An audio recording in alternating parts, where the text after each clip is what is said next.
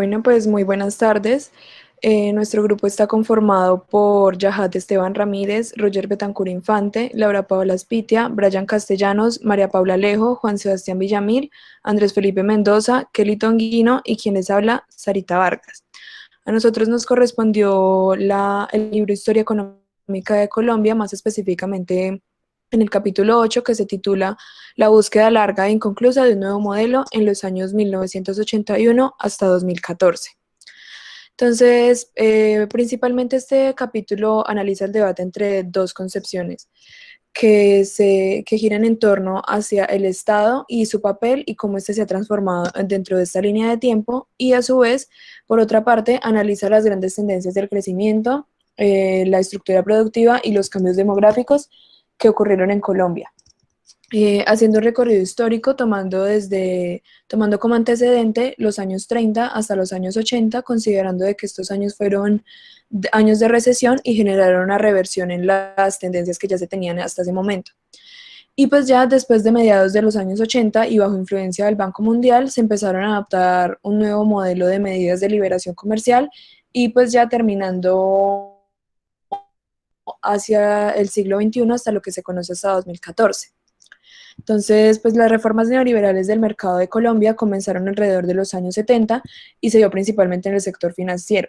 La apertura comercial bajo la nueva constitución del 91 tuvo muchísimas similitudes con los procesos de liberación económica que se tenían en el resto de América Latina. Todo esto debido al denominado consenso de Washington, en el que predominaba un excesivo intervencionismo del Estado dentro de los asuntos económicos. Por tanto,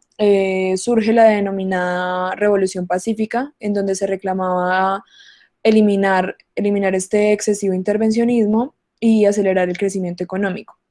a través de una orientación distinta del modelo económico hacia un modelo de competencia y a través de la apertura exterior. Pues esta medida pretendía ofrecer una superación a este modelo de sustitución de importaciones con el que se venía trabajando hasta el momento. Sin embargo, lo que pasó fue que se tomó un rumbo hacia un modelo económico mixto, en el que se combinaba el proteccionismo con la promoción de las exportaciones, lo que con el tiempo provocó la ausencia de unas estrategias de crecimiento y desarrollo, y pues debido a que el Estado se comenzó a centrar principalmente en el mercado interno. En la Constitución de 91 se comenzaron a fijar y por primera vez pues a fijar en un documento escrito y oficial en el país los derechos económicos, sociales, culturales y colectivos, siguiendo los lineamientos del balance pues entre la intervención del Estado en el mercado interno y la apertura comercial, en donde se dejaba claro también los derechos del acceso a la propiedad privada, integrando un estado de bienestar moderno similar a los de Europa Occidental. No obstante, pues en esa misma década se criticó que poco se habría hecho en cuanto a la liberación del mercado de trabajo. Pues ya para finalizar esta breve introducción, hacia los comienzos del siglo XXI, el comportamiento económico del país se caracterizó por un crecimiento inestable del PIB, puesto que aunque la producción había aumentado por habitante en cerca de 1,8%, la violencia por el narcotráfico y el conflicto armado interno que se tenía desde 1980 pues provocó este desequilibrio en cuanto al sector económico, en donde se puede evidenciar que Colombia atravesaba a través de cuatro ciclos desde 1980 en los que tenía periodos descendentes y ascendentes y viceversa. A finales del siglo XX también tenemos una crisis económica que desembocó en una recesión, por lo cual pues la apertura comercial trajo grandes ventajas en el sector terciario, sin embargo a costa de un proceso de desindustrialización y crisis tanto en el sector primario como en el sector secundario. Tenemos que la agricultura y la industria manufacturera fueron de las que más se vieron afectadas debido a que pues venían en una tasa de crecimiento bastante alta hasta la década de los 80 y luego de la apertura económica su descendencia empezó a ser de manera acelerada. Hubo expansión del empleo gracias a la expansión del sector terciario y unas transformaciones demográficas. Según los datos de la CEPAL, la tasa de crecimiento anual fue del 1,8% anual, y con tendencia al descenso. También hubo un cambio significativo en el rol de la mujer y lo que desembocó en cambios estructurales en las edades, ahora concentrándolas en las edades medianas. También hubo un grado alto de urbanización, gracias pues también al mismo sector terciario, al avance y a la migración ocasionada por parte del conflicto interno y la búsqueda de empleos. La apertura externa fue un proceso que se vino dando básicamente desde los años 90, después de que la administración de el presidente Belisario Betancur empezó a tomar medidas bastante fuertes en contra de la apertura, con fuertes aranceles y grandes limitaciones. Sin embargo, en la década de los 90, el presidente Gaviria, en su administración, inició primeramente un plan para una reducción gradual de las limitaciones que habían estado. Sin embargo, hacia el año 1992, este proceso se empezó a acelerar de manera que el sector terciario empezó a avanzar aún mayor. También, paralelamente, se iniciaron negociaciones comerciales con países de América Latina o también con la adición a la OMS, lo cual también aportó a este crecimiento. Bueno, cambios en la estructura comercial. La estructura comercial experimentó cambios sustanciales que tuvieron asociados a la evolución no solo del régimen del comercio exterior, sino también de la política colombiana. Hasta mediados de los 90 se muestra también las tasas de cambios reales efectivas para importaciones y exportaciones no tradicionales, pues que combinan los efectos de la política cambiaria en la del comercio exterior. Desde entonces se eliminan estas series porque la política comercial no ha tenido grandes variaciones. Las grandes fluctuaciones de la tasa de cambio real siguen los grandes ciclos macroeconómicos que estuvieron asociados, como veremos más adelante, en lo de la bonanza cafetera que ocurrió en la segunda mitad de los años 70. Eh, pues así, la evolución de los tipos de cambio real explica los giros de la coeficiencia de las exportaciones y especialmente de importaciones. Así pues, durante el periodo de revaluación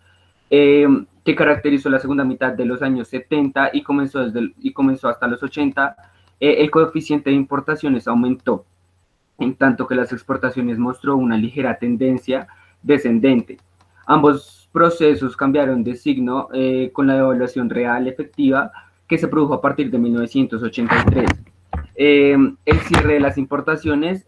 consiguió entonces que un auge exportador, este primer salto en la participación de las exportaciones del PIB, que se produjo en el periodo de 1984 a 1991. Fue por tanto el predio de la apertura económica. Eh, la estructura de las exportaciones experimentan más adelante, desde el descenso cafetero de comienzos del siglo XX, las exportaciones se diversifican rápidamente durante el auge exportador de 1984 a 1991. Durante estos años, Colombia superó de manera definitiva su dependencia cafetera, al mismo tiempo que el café pasaba de representar más de una quinta parte de las ventas externas. Eh, y pues todos los demás renglones mostraron cierto dinamismo en las exportaciones, como lo fueron los otros productos de origen minero, como lo fue el petróleo, el carbón, el níquel y el oro. Fueron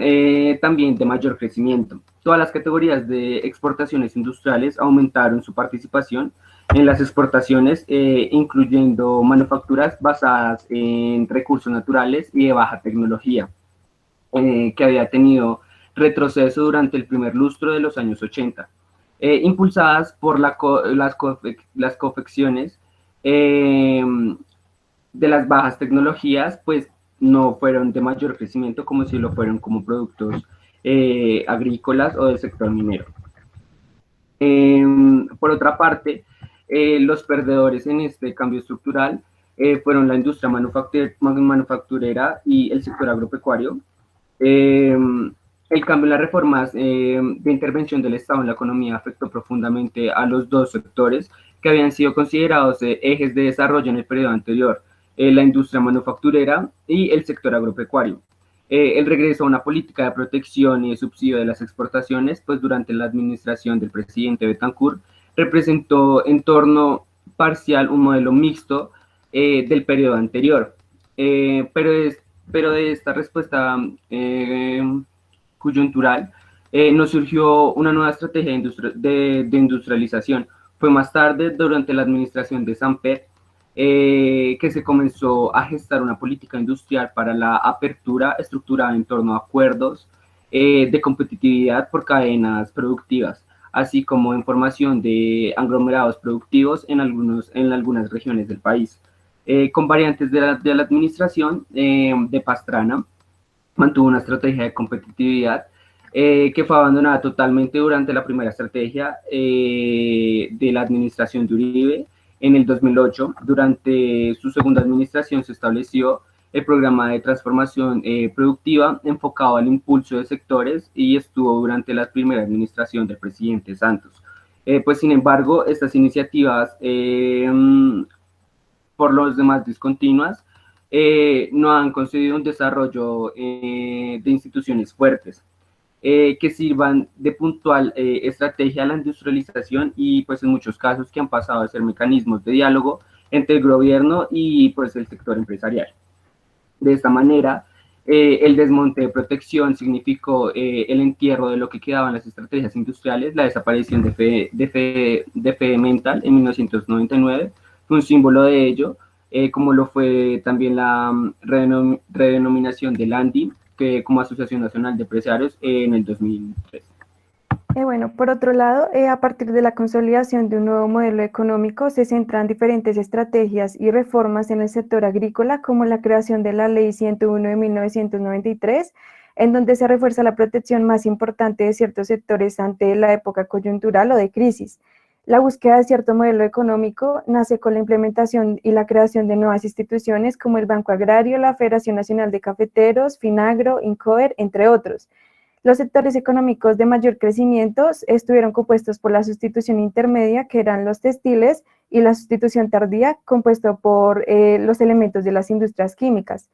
La existencia de productos con importaciones sustancialmente exitosas se establecieron en el azúcar y el banano, que presentaron elevaciones en su crecimiento.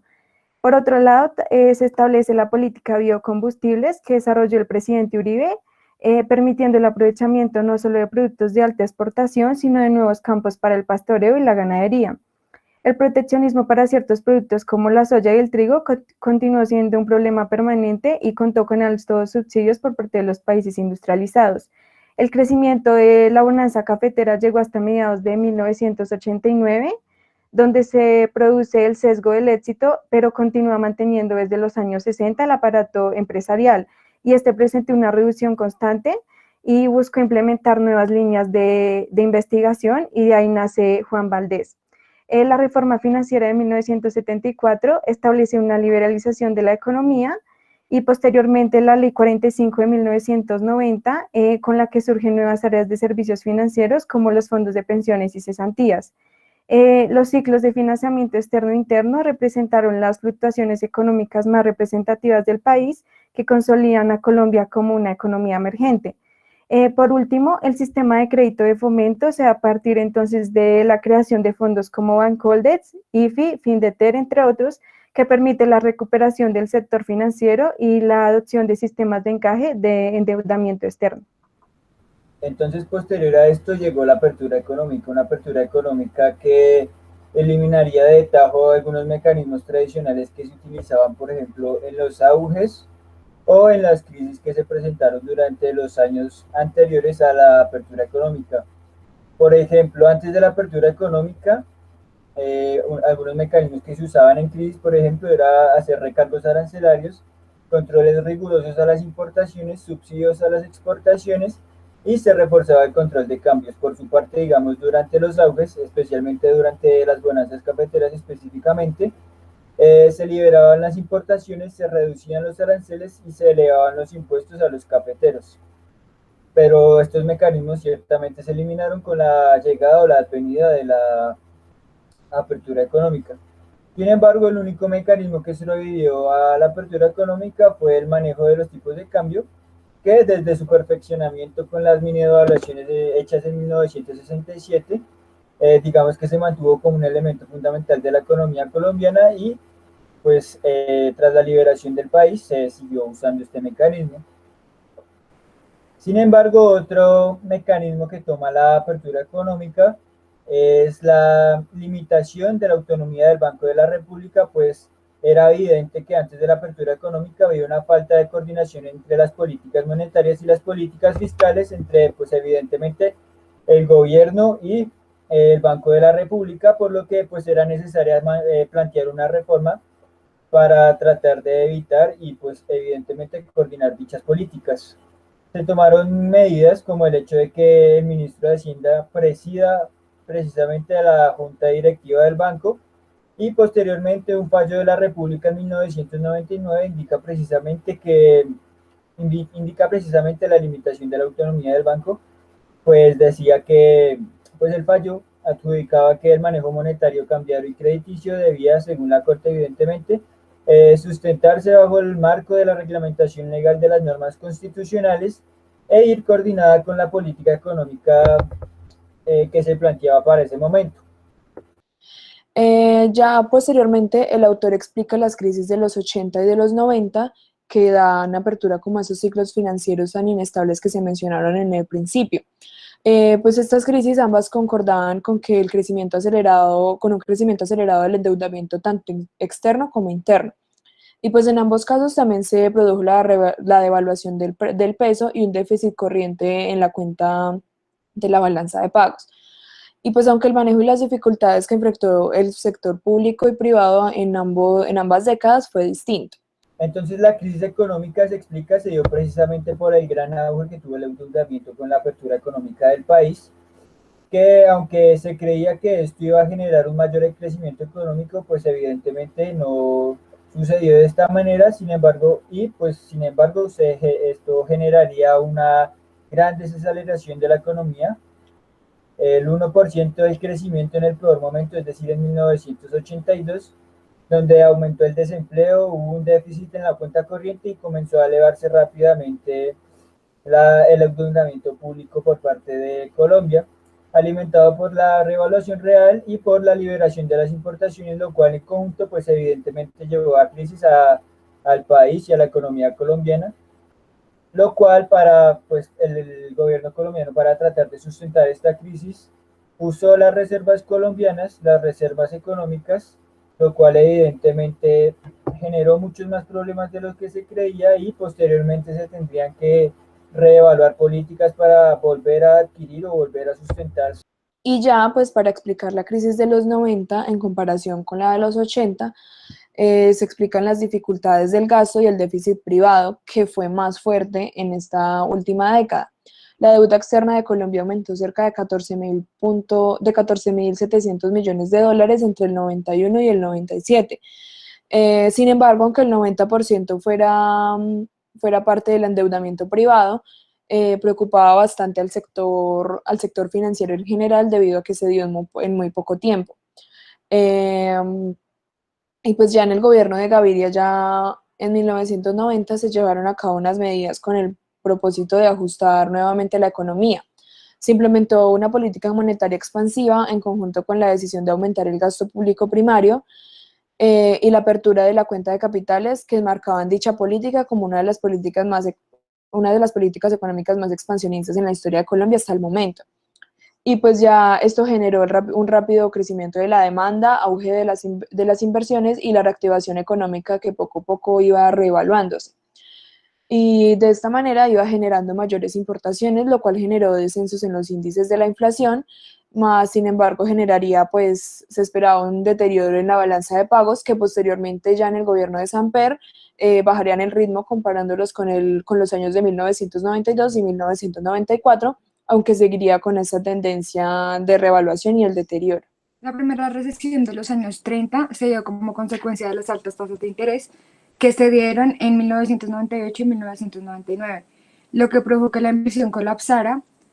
que la inflación disminuyera, lo que generó que la balanza de pagos se ajustara rápidamente. El gasto público sirvió como amortiguador para la caída de la demanda interna. De 2004 a 2007 se presentó un crecimiento económico, el cual se podía comparar con el alcanzado durante los años 70 con la bonanza cafetera. Este auge se debió al crecimiento de la demanda agregada, pública, tanto pública como privada. A esto se le sumó la inversión y el consumo por parte de los ciudadanos. En materia fiscal, el gasto público se aumentó rápidamente, aunque de igual forma los ingresos del gobierno aumentaron, lo que hizo que el déficit público se disminuyera. Este se vio frenado en 2008 con una nueva crisis, pero esta se recuperó rápidamente en 2011 debido al auge energético y minero. A finales de los 70 se crearon las empresas estatales, aumentando el tamaño del sector público, lo que dio como consecuencia el aumento del gasto público, pasando del 16 al 17% con la administración de Pastrana al 36% del PIB en la administración de Santos. En los 90 dichas empresas pasaron por un proceso de privatización. En 1984 se da la primera fase de expansión del gasto público, que destacó la inversión en las empresas públicas y el Plan de Desarrollo Nacional. En los 90 se da la segunda, en la que se aumentó significativamente el gasto público, tanto en el sector social como en el sector de defensa. La tercera se da en la segunda administración de Uribe, en donde el sector, donde se incrementaron aún más los ingresos generados por el aumento en el recaudo de impuestos a la renta y utilidades de las empresas públicas. A esto se le suma la bonanza al sector energético y minero. eh, durante esta misma época, el sector público tuvo un cambio sustancial. En primer lugar, la regulación estatal de las actividades privadas cambió debido a la apertura económica. En segundo lugar, el Estado empresario experimentó una expansión durante los años 70 y 80. Luego, este sufrió un recorte debido a la privatización anteriormente nombrada. Y por último, la administración pública sufrió un proceso de descentralización,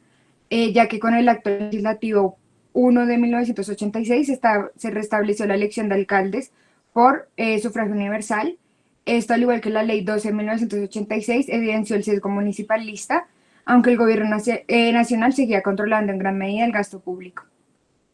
Bueno, pues continuamos con las transformaciones económicas, mencionando pues principalmente esta que es la Ley 617/2000, la cual estableció pues una categorización de las entidades territoriales, definiendo pues los criterios para la categorización presupuestal de los departamentos y los municipios. Y hablamos entonces de la privatización que se llevó en el ámbito colombiano, la cual pues vino a impactar principalmente en las zonas de mayor relevancia, las cuales fueron pues la seguridad social, el sector financiero, los servicios públicos, la minería y de cierta forma pues la movilización y el transporte, generando pues esta ley 100, la cual lo que buscaba era pues una seguridad social, la cual apoyara pues el sector de la salud y a las familias más pobres dándoles pues un apoyo en ámbitos de seguridad social. Dentro de esto pues encontramos dos principales dificultades, las cuales fueron el sistema reducido de demanda de las entidades territoriales pequeñas y pues la consistente relevancia que siguieron teniendo los hospitales públicos, los cuales no fueron absueltos hasta más adelante, generando pues así una dificultad entre la zona rural y pues causando una mayor demanda pues en las zonas de mayor impacto hasta la época de los 2000. Seguimos con los resultados sociales de las transformaciones económicas, donde se evidenciaron pues una mayor favorabilidad de la ampliación del acceso a servicios públicos y sociales de un sector más rural y más reducido, y pues la integración de la mujer hacia el sistema educativo y el ámbito laboral. Y por último, pues el acceso a los servicios sociales, los cuales se percibieron grandes brechas entre la ciudad y el campo, generando pues un avance entre la población a los servicios rurales, la cual se fue absteniendo pues, de los servicios sociales, y esta pues comenzó a ser efectiva y perceptible entre 1985 y 1983, avanzando en el ámbito de indicador de las necesidades básicas y las situaciones insatisfechas por parte de estas personas, logrando pues en el indicador del 2013 una reducción del 60,7% de la pobreza en general a un 24,8%. Bueno, para continuar hablando del mercado del trabajo, evidenciamos que se vio un aumento en la edad para trabajar y una mayor participación femenina, lo cual fue ganando un aumento de 14 puntos porcentuales entre 1980 y 2013 y 6 puntos a nivel nacional entre 1991 y 2013. Esto lo que causó fue un aumento en la oferta laboral, ya que la demanda no se veía igual de dinámica y causó un lento crecimiento de la economía a la par del periodo que ya estamos mencionando. y adicional una gran reducción del empleo que generó la crisis a finales del siglo XX. Durante la época que aumentó el empleo, esta fue interrumpida durante la desaceleración económica que tuvo inicios en los 80. El desempleo tuvo un aumento del 12 al 13%, 3 puntos por arriba del inicio de los 70. Sin embargo, para 1986 se llevó a cabo una recuperación que ayudó a dar un importante aumento a la tasa de ocupación e igualmente ayudó a la reducción del empleo urbano. Este había aumentado con anterioridad de la misma forma que se evidenció en los momentos previos a esta crisis. Entre 1991 y 97 se detiene la generación de empleo, lo que conlleva una disminución a nivel nacional en los sectores tanto agrícolas y manufactureros, debido a los problemas que estos sufrieron durante la apertura económica. También tenemos que, con respecto al empleo asalariado, la reforma de seguridad social de 1993 causó que se elevaran las cotizaciones para la seguridad social, ocasionando un aumento en el costo de generar un empleo formal, e igualmente se cree que contribuyó a los escasos puestos de trabajo. Gracias a esta reforma se puede compensar los efectos de la reforma laboral de 1990, la cual reducía los costos en el régimen de cesantías y de contratación de trabajadores de más de 10 salarios mínimos, lo que se hacía mediante un salario integral. Este permitía la facilidad del empleo temporal y los despidos con justa causa, además que tenía un aumento en las indemnizaciones. Sin embargo, al presentarse una interrupción temporal de la participación laboral, esta impidió que la baja dinámica de generación de puestos de trabajo se viera reflejada sobre la tasa de desempleo urbano, causando así un mínimo histórico entre 1993 y 1994. Frente a la alza de participación laboral, se comienza a sentir con fuerza el lento crecimiento del empleo en las tasas de desocupación a mediados de los 90, y tiene su mayor impacto durante la recesión de finales del siglo XX, generando así una tasa de desocupación urbana que en el momento crítico bordeó el 20% a nivel nacional. Entonces tenemos que la reforma laboral del 2002 quiso intentar acelerar la recuperación del empleo, sin embargo no tuvo un impacto tan grande como se esperaba, y posterior a esto, la recuperación logró dinamizar nuevamente la generación de unos puestos de trabajo, reduciendo de esta forma la tasa de desempleo. Sin embargo, en las tasas de ocupación urbana y nacional se consiguió superar en el año 2010 la crisis de los comienzos de los 90, mostrándonos así que aquel fenómeno tardío que se logró materializar se dio en 2010 y en 2014. En cuanto a la distribución del ingreso y la pobreza por ingresos, se ha notado, como se mencionó anteriormente, en los años 70 se manejaba una rápida reducción de pobreza e igualmente la mejoría en la distribución del ingreso. Algunos de estos elementos que ayudaron a esta disminución fueron los diferenciales de ingreso por nivel educativo y la reducción de los diferenciales de ingreso entre las zonas urbanas y rurales del país. Infortunadamente, estas tendencias se frenaron a comienzos de los años 80, causando el aumento de la pobreza rural, pero sin embargo manteniendo una ligera tendencia a la disminución de la pobreza urbana. Esta se detuvo debido a la inflación del final de la década. Entonces tenemos que los niveles de pobreza llegaron a ser iguales en 1990 que en 1978, en torno al 58% de la población, y la reducción de la desigualdad en la distribución de ingreso urbano se estancó a partir de 1982, mostrando compatibilidad con los indicadores de diferenciales de ingreso por nivel educativo, que luego disminuyó fuertemente hasta los años 80, y se vieron estancados en los años posteriores. Igualmente, se continuó reduciendo la brecha de ingresos entre rurales y urbanos, viéndose deteriorada la distribución del ingreso rural. Esto fue un mínimo deterioro en la distribución nacional de ingreso, pero para el periodo de 1991 hasta 2005, los ingresos de los hogares no aumentaron gran cosa, 0,1% anual de efectos distributivos que pesaban en el comportamiento de los grupos específicos. Prácticamente los sectores altos y medios altos de las ciudades ganaron a costa de los sectores rurales y en especial de los de más altos ingresos. Siendo así, los niveles de pobreza disminuyeron un poco en las ciudades, pero sin embargo en la parte rural se mantuvieron. Hubo también un deterioro moderado en la distribución de los ingresos primarios, pero se ilustra que fue recompensada por la redistribución secundaria del ingreso asociado al mayor gasto público social. Bueno, pues ya entre el 2005 y 2013, la pobreza y la pobreza extrema disminuyeron de forma significativa. La primera pues se redujo en 15 puntos y la segunda se redujo en 6. Por lo que evidentemente existía un revertimiento del deterioro padecido